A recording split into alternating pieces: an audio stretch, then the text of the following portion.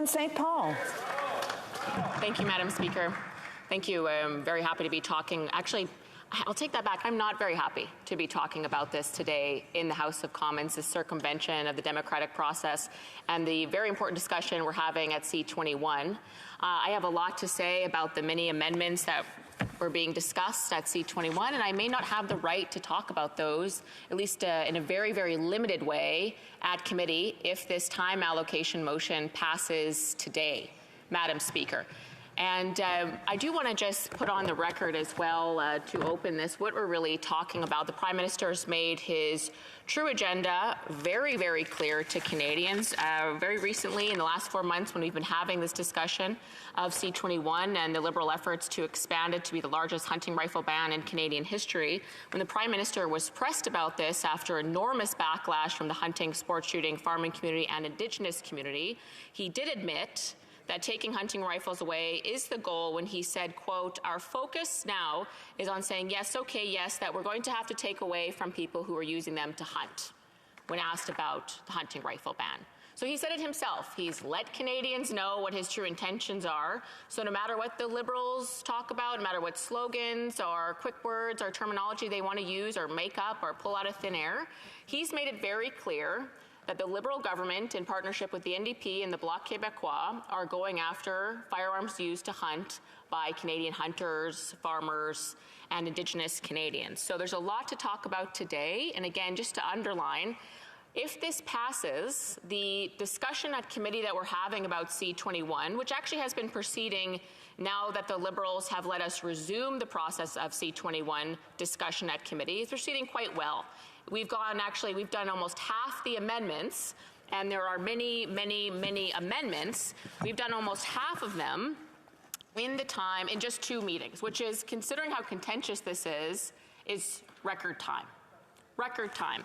And considering they reintroduced a so-called new definition, the previous version, which is almost the same, really put shockwaves through the firearms community in Canada. So you would imagine that our scrutiny as opposition parties is very high. So it's quite miraculous, actually, that we've been managed to get through that and half of the amendments for C-21, which amount to inches of paperwork, those amendments that impact 2.3 million gun owners, their families, their communities, hundreds of millions of dollars of our economy, and tens of thousands of jobs, not to mention centuries of culture and heritage in Canada.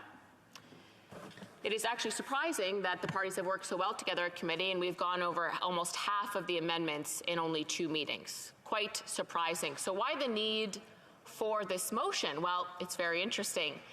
Part of the work that we've been doing at committee is to, of course, heavily scrutinize C-21 and the very sneaky and underhanded amendments that the Liberals introduced at the 11th hour of committee back in, I believe it was November 2022. That's when everything blew up about C-21, and hunters and farmers and Indigenous Canadians saw the true feelings of this government to come after hundreds of their firearms. When that was going on, remember, C-21 is supposed to be the so-called handgun ban, which is not really that either.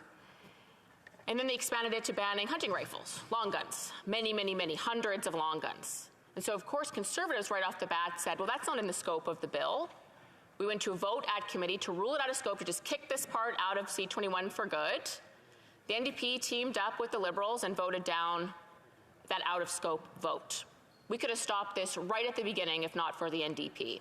Of course, they're working very closely with the Liberals on their true agenda to take away firearms from hunters, sports shooters, farmers, and Indigenous Canadians.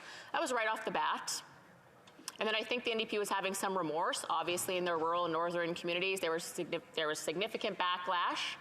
I know for a fact that the NDP member from Northern Ontario got a lot of backlash. And so the NDP sort of moved to almost want to rule this out of scope, which we appreciated, the hunters appreciated. And now they've completely backtracked despite almost the exact same definition coming in, and actually much worse, which I'll talk about in a minute. And so, again, Conservatives, in our diligence at committee last week, we moved to rule this out of scope again. Because, again, the bill is not about long guns. It's not about banning hunting rifles. And yet the Liberals, working with the NDP, are trying very hard to make that within the scope of the bill. They voted down that vote yet again. So it's very convenient that today's time allocation motion It's very long and talks about a lot of things, but in essence, what it does, which is really important to remember, is expands the scope of the bill. So they're retroactively expanding the scope of C-21 so that we can't rule it out of scope. Because, of course, a last-ditch effort we could do, one last parliamentary procedure we could have tried, was going right to the Speaker to rule this out of scope with C-21, and considering he represents a rural riding with tons of hunters, sport shooters, farmers, I would imagine he would have considered it, especially considering that we're right and it certainly is outside the scope.